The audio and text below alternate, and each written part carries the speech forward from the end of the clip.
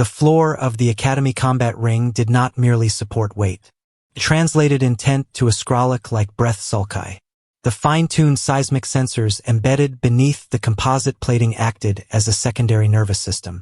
Standing at the edge of the observation tier, he felt the heavy, rhythmic thrum of the 4 Krovak senior cadets as they paced their side of the square. Their footfalls were tectonic, each strike of their clawed heels sending a jagged spike of data into Breath's primary manipulators. Their scales were already darkening, shifting from a dull olive to a deep obsidian sheen that signaled the hardening of their natural armor. Breath looked down at the digital betting slip trembling in his grip. The interface was flickering, a cheap, low-rent display hacked together by the Krovak to facilitate the afternoon's entertainment. It was a mundane piece of data, yet it carried the weight of the room's arrogance. 200 credits had been pooled against the human. The primary wager, set by the lead antagonist, Corvs, was stark. The Deathworld Girl would hit the floor in under 8 seconds. Beneath the observation deck, something shifted. It was not the heavy impact breath expected from a Class 12 inhabitant. It was a lightness, a rhythmic tapping that felt less like a soldier and more like a heartbeat. The human entered the arena. Her name was Freya, though the intake forms designated her as HNF-17. She did not march. She did not adopt the heavy, wide-stanced prowl of a predator. Instead, she moved with a loose-limbed, almost liquid grace that made Breath's tri-hinged jaw click once, then twice involuntarily. She was humming. It was a low, melodic vibration that sat at odds with the predatory darkness of the Krovak. A low hum, then nothing. She stopped at the center, her presence tiny against the armored giants. Would you have stayed or would you have run? Because as the betting clock began to tick, Freya didn't look like someone who was about to lose. She looked like someone who was finally home. Freya stopped at the center of the ring and looked at the 4 reptilian giants towering over her. She didn't seem to see the sharpened ridge spines along their forearms or the way their scales were clicking as they locked into combat configuration. Instead, she reached into the pocket of her thin fabric training pants and pulled out a small curved strip of vulcanized polymer. It was translucent, slightly bitten at the edges, and entirely unimpressive. With a casual flick of her wrist, she popped it into her mouth, settling it over her upper teeth with a practiced twitch of her lip. Breath's optical sensor zoomed in, capturing the detail for his trainee log. The scanner struggled to categorize the object, the light dancing off its curved surface.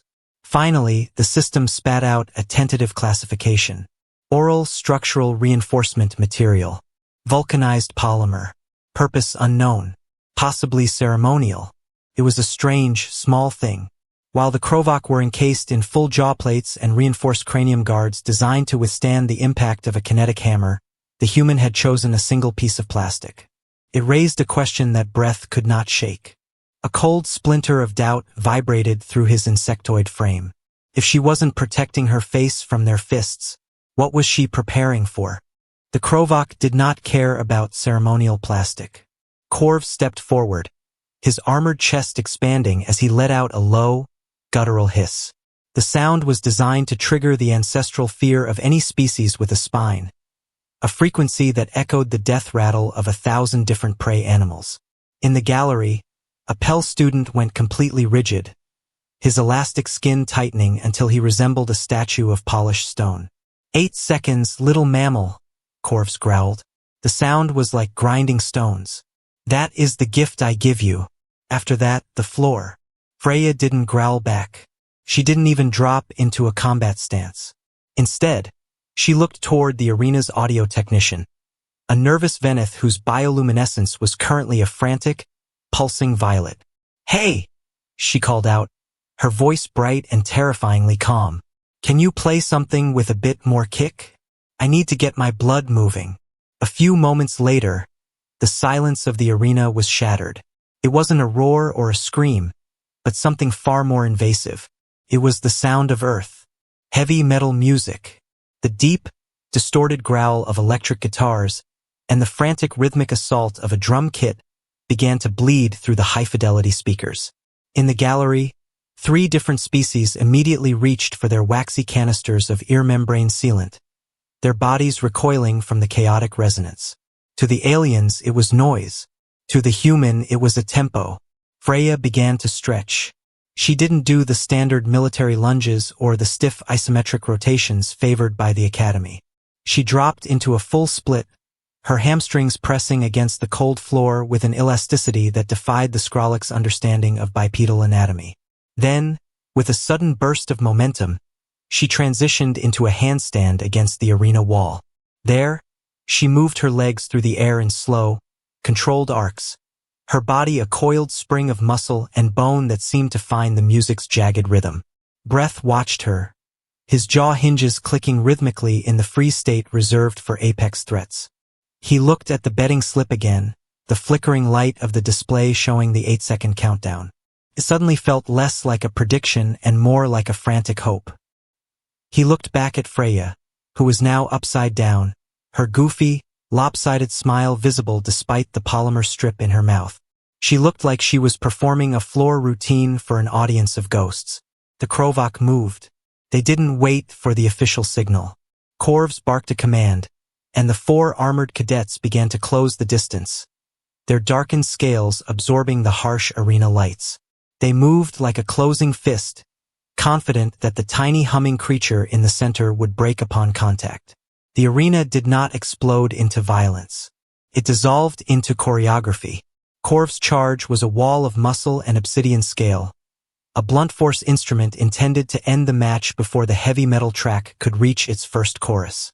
Freya did not brace. She did not even raise her hands to cover her face. Instead, she inhaled a single sharp breath that seemed to expand her chest. And as the lead attacker's armored fist reached the space where her head had been a microsecond earlier, she simply wasn't there anymore. She moved like smoke. It was a back handspring that looked more like a celebratory tumble than a tactical evasion. Her hands barely brushed the floor as she flipped through the air. She landed softly behind the second attacker, her movements liquid and frighteningly precise. Before the Krovak could compensate for the sudden vacuum in front of him, Freya reached out. Her touch was light, almost casual, as she caught the second attacker's elbow and redirected his forward momentum with the grace of a dancer leading a partner. The Krovak tumbled forward, his own massive weight and the kinetic energy of his unchecked aggression turning into a weapon against him. He collided with his brother-in-arms. Their armored scale plates shattered with a sound like tectonic plates grinding together in a deep subterranean cave. Freya didn't miss a beat. The 2 giants crashed into the reinforced arena wall, their darkened scales cracking like parched earth. Breath watched from the observation deck, his tri-hinged jaw clicking in a frantic staccato rhythm that mirrored his internal panic. The Voronath medic on standby was no longer just flickering. He was a strobe light of emergency crimson, his bioluminescence washing over the arena in waves of alarm. Freya came to a halt. She stood in the center of the ring, her loose-limbed posture returning as she looked at the remaining 2 attackers. She didn't drop into a crouch. She didn't snarl.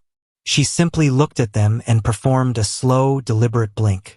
It was a predator's dominance signal. Breath felt it in his own marrow, the instinctive biological recognition that the small creature in the center of the ring was the most dangerous thing in the room. The 2 remaining Krovak felt it too. They didn't decide to retreat. Their bodies simply moved backward, their scales vibrating with a high-frequency tremor they couldn't control. How could she know?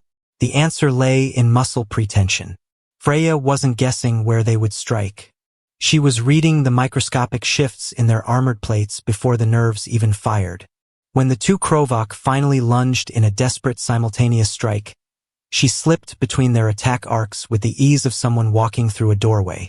She positioned herself where their momentum was at its weakest, a ghost in the machine of their combat training. "Oh, was that the test?" she asked, her voice cutting through the distorted guitars of the music. "I thought it was the warm-up." An elder Skrullock in the gallery whispered a phrase that Breath's translator struggled to process. "I've only read about this in extinction records." The match ended not with a finishing blow, but with a realization. The medbay sensors had finally synced with the arena's internal scanners, and the data was flooding Breath's handheld. He looked at the numbers, his secondary heart skipping a beat. Human bone impact tolerance. 740 newtons per square centimeter. Krovak armor fracture threshold. 340. Freya hadn't been fighting to survive. She had been fighting to restrain herself. The medical report filed before the buzzer even sounded was a cold, clinical autopsy of a massacre that hadn't quite happened. It noted her body temperature.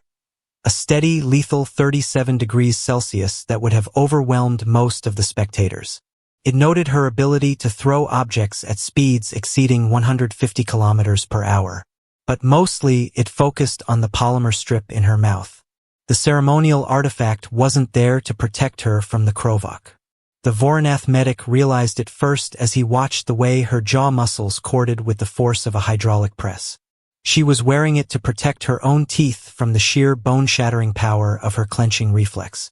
She had brought protection for herself, not from them, but from the recoil of being human. For months later, the arena smelled different. The heavy metallic scent of Krovak aggression had been replaced by something sharper. A lingering trace of human sweat and ozone that made the senior cadets flinch whenever they crossed the threshold. The betting rings had vanished, replaced by a quiet, reverent fear that bordered on worship. In the Academy's central evidence locker, the mouthguard sat on a sterile white tray alongside 4 cracked Krovak scale plates. It was no longer classified as a ceremonial object.